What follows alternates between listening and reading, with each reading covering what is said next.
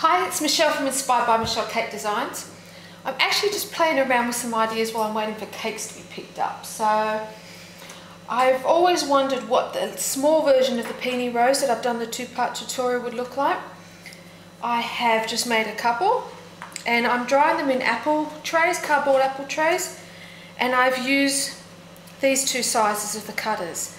So this is an F5 and this is an F7. Let me see if I'm in view.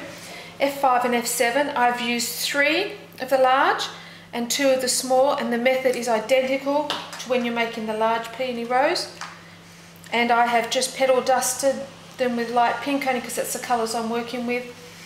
Now the centres, these are the silver cashews that you can get all different sizes, the edible silver balls. I just wash off the silver, which takes not even half a second. It just washes straight off as soon as you put in water. And then I petal dust the balls.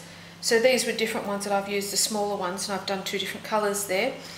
But the ones in the centre I went for the larger ball.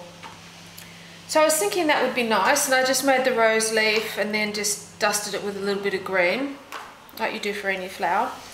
And I've put a little bit of shimmer on the cupcake, and that's what I came up with. And then I was thinking, well, that does take a bit of time, which makes a cupcake quite expensive. And I have a rose theme that I have to work on in about a month's time. So I've got these rose paper cases, and they're almost in a shimmer, which is why I've done the shimmer on the top of the cake.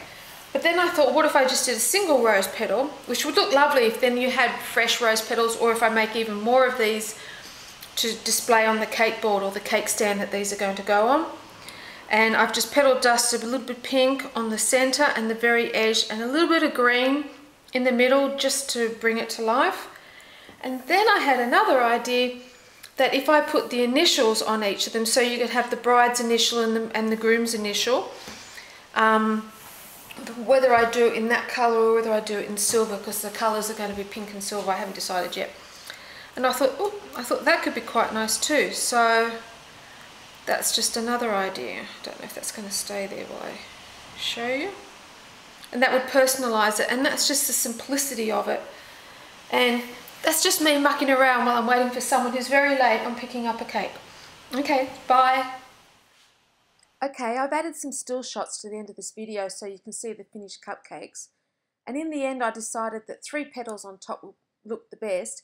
But if you had like a buttercream swirl, then a single one on the very top of that would look really sweet.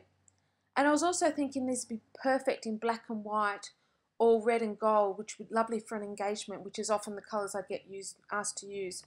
Okay, thanks a lot. Bye.